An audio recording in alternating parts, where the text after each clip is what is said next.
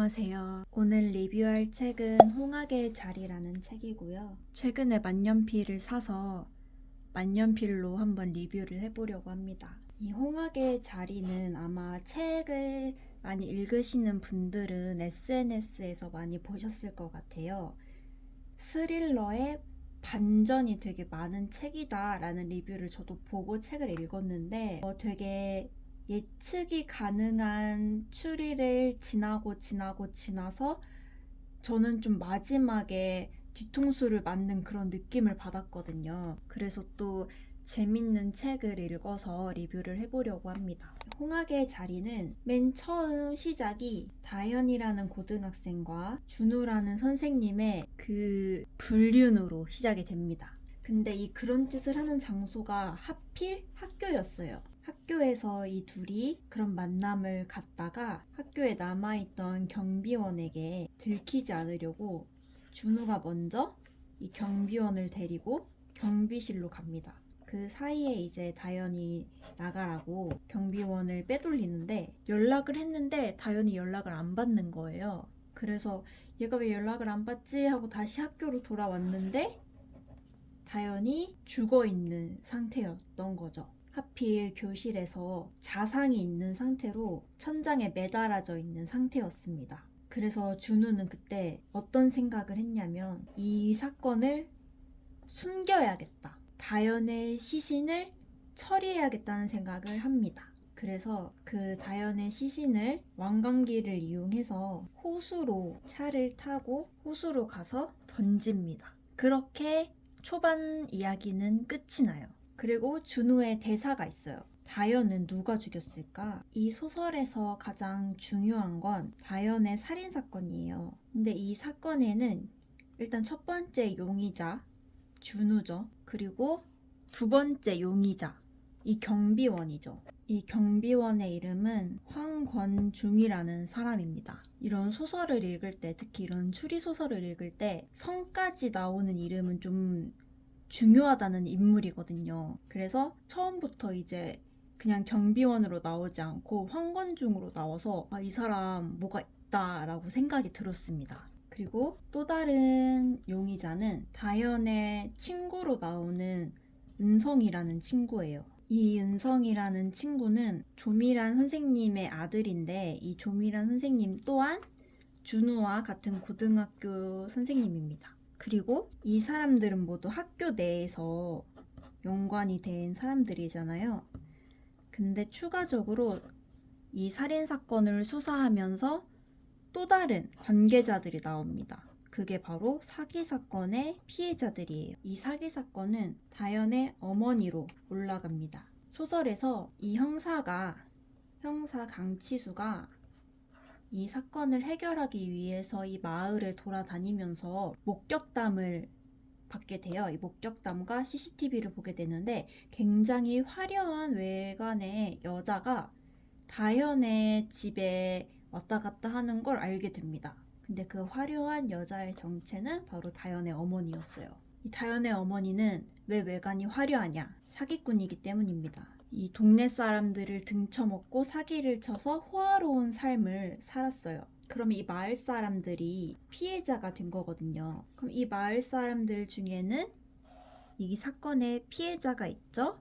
그리고 같은 동네, 같은 학교를 다녔던 조민환 선생님과 그의 아들도 이 피해자가 되었습니다. 근데 이 둘의 이야기가 집중적으로 나올 수밖에 없는 게 어머니와 아들이잖아요. 그 조민환 선생님의 남편, 은성의 아버지가 피해자 중 한 명인데 그 피해 금액이 특히 너무 커서 결국 스스로 목숨을 끊습니다.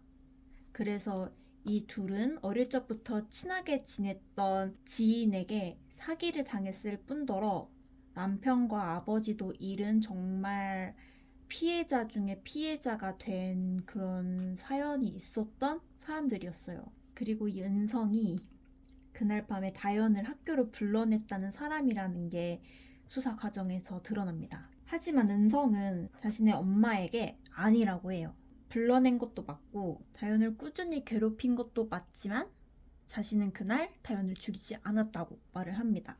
하지만 미라는 믿지 않아요. 너무나 모범생이었어요. 은성이 너무나 말도 잘 듣고 성적도 전교권인 너무나 모범생인 아들이었는데 이미 그 신뢰가 깨진 게 다현을 괴롭혔다는 것입니다. 다현을 꾸준히 괴롭히고 다현의 통장으로 나오는 그런 지원금들도 은성은 그걸 뺏어왔어요. 근데 그 사실을 전혀 모르고 있다가 이번 살인사건의 수사 과정에서 그것들이 드러나게 되거든요.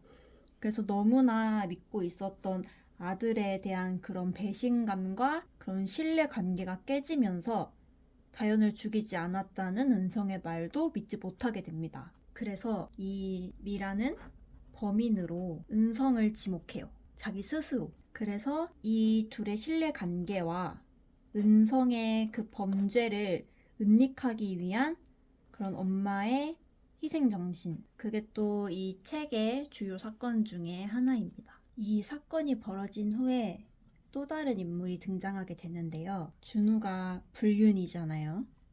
불륜이라는 것은 준우의 아내가 있다는 뜻이겠죠. 준우의 아내 영주가 찾아옵니다. 정말 우연찮게 이 사건이 터진 후에 영주가 또 찾아와서 준우의 심리를 좀 옥죄는 역할을 하게 되는데요. 준우와 영주 사이에는 또 아들이 있었어요. 하지만 준우는 가족애가 없는 사람이기 때문에 이 둘을 그냥 매몰차게 거절합니다. 좀 쓰레기 같은 사람이죠. 그래서 영주가 내려와서 이 둘이 이혼 위기에 처해져 있는데 다시 합치자고 얘기를 해요.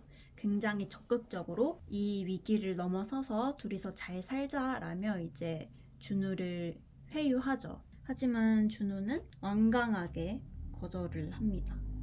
근데 이 영주가 살인사건이 일어나고 정말 타이밍이 딱 맞게 그 이후에 바로 준우의 집으로 왔어요. 둘은 다른 지역에 살고 있거든요. 그리고 이 집을 처음 와봤어요. 하필 이 타이밍에. 알고 보니까 이 다현이라는 친구가 영주를 찾아간 거예요.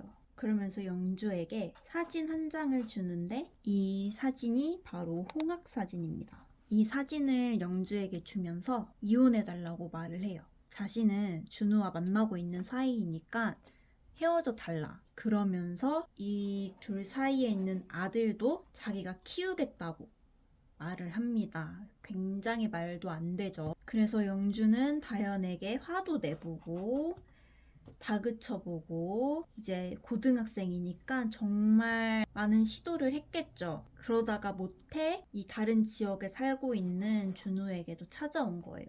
근데 준우는 다현이 영주를 찾아갔다는 사실을 또 이제 이 사건을 해결하는 과정에서야 알게 됩니다. 그리고 다현의 집에는 홍학사진이 참 많았어요. 집에도 홍학사진이 있고 학교 사물함에도 홍학사진이 있고 굉장히 홍학이라는 그 단어가 이 책에도 참 많이 나오는데 이것도 복선이었습니다. 저는 새에 대해서 아는 게 많이 없어서 몰랐는데 아마 홍학을 뜻하는 게 홍학이 어떤 동물인지 알고 계신 분들이라면 이 책을 보자마자 바로 아셨을 수도 있어요. 그냥 첫 장을 읽자마자 이 책의 흐름을 알고 읽으셨을 수도 있어요. 이 홍학은 동물 중에서 동성애가 가장 많이 일어나는 동물이라고 해요. 특히 이제 수컷과 수컷끼리의 동성애가 많이 일어나는데 이 둘이 다른 암컷과 알을 낳았으니까 암컷이 있었겠죠? 이 둘 사이에 알을 훔쳐가지고 새끼를 키운대요. 그래서 수컷과 수컷이 그 새끼를 키우니까 좀 자연적으로 좀 세게 강하게 자랄 수 있는 그런 환경이 또 조성이 됐다고 합니다. 그래서 다현에게 홍학이란 좀 많은 의미가 있는 그런 동물이었겠죠. 그리고 지나가는 그런 장면에서 준우에게 네덜란드에 같이 가보고 싶다고 얘기를 해요. 전 또 여기서 그냥 해외여행을 가고 싶다고 생각을 했었는데 이 네덜란드도 동성결혼이 합법적으로 이루어지는 나라라고 합니다. 그래서 배경 지식이 많다면 책을 더 재밌게 읽을 수 있겠구나를 다시 한번 느꼈던 계기가 되었습니다. 그래서 홍학의 삶을 꿈꾼 다현은 대체 누가 죽였을까? 다현이 겪은 일을 얘기를 해볼게요. 일단 어릴 적 친구, 소꿉친구였던 은성이 있었죠. 어머니가 사기를 쳤죠. 은성과 멀어지고 이제 괴롭힘이 시작이 됐죠. 돈을 빼앗고 욕을 하는. 그리고 어머니의 사기로 인해서 피해자들에게 협박 전화를 받습니다. 그리고 같은 학교에는 은성뿐만 아니라 그 조미란 선생님과도 계속 마주쳐야 되는 상황이었던 거죠. 조미란과 은성과 계속 마주쳐요. 그런 와중에 숨통이 트이는 일이 벌어져요. 바로 준우와의 불륜이죠. 하지만 다현은 이 준우와의 관계를 굉장히 소중하고 절박하게 생각을 했어요. 그래서 이혼을 하고 자기와 계속 살자는 말을 넌지시 얘기를 합니다. 그러다가 준우는 쓰레기잖아요. 크게 싸워요. 왜냐면 준우는 동성애를 드러낼 생각이 전혀 없었기 때문에 둘은 이제 마찰을 빚습니다. 다현에게 준우는 이 모든 마이너스의 상황을 상쇄시킬 수 있는 수단이라고 생각을 했어요.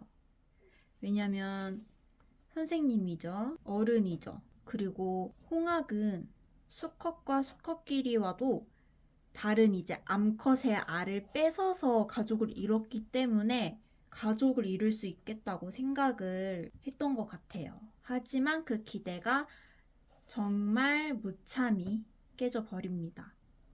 그래서 지금의 다현에게는 숨 쉴 곳이 도피처가 완전히 없어진 상황이 된 거예요. 그래서 학교에서 마지막으로 준우를 만나고 은성에게 받은 칼로 스스로 목숨을 끊습니다.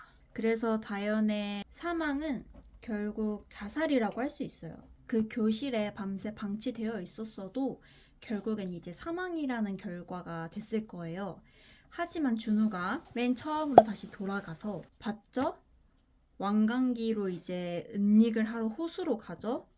하지만 바로 호수에 간 게 아니라 중간에 셉니다. 호수로 가는 길에 또 들킬 수도 있으니까 쓰레기들이 괜히 머리가 똑똑해요. 자신의 집으로 가요. 자신의 집으로 가서 별로 이렇게 이 얘기를 하려니까 좀 입맛이 떨어져서 말을 못 하겠는데 집에서 잠깐 숨긴 뒤에 다시 이제 호수로 가져가서 시신을 이제 은폐한 거예요. 그래서 이 집에 갈 때까지 다현은 살아 있었다라는 게 또 수사 과정에서 드러납니다. 그래서 책을 다 읽으니까 이 다현이라는 친구의 삶이 너무 좀 안타깝더라고요. 근데 또 마냥 안타까워할 수가 없는 게 은성의 마음도 너무 이해가 가는 거예요. 그래서 이 조미란 선생님의 이 삶도 너무 안타까운 거예요. 그래서 안 안타까운 사람이 준우밖에 없어요. 그래서 정말 준우는 쓰레기다. 준우는 정말 나쁜 놈이다. 라는 결론을 가지고 되게 사람 사이의 그런 심리와 긴장감과 반전을 느낄 수 있는 책이었습니다. 재밌게 읽었습니다. 오늘의 리뷰는 여기서 마치도록 하겠습니다. 감사합니다.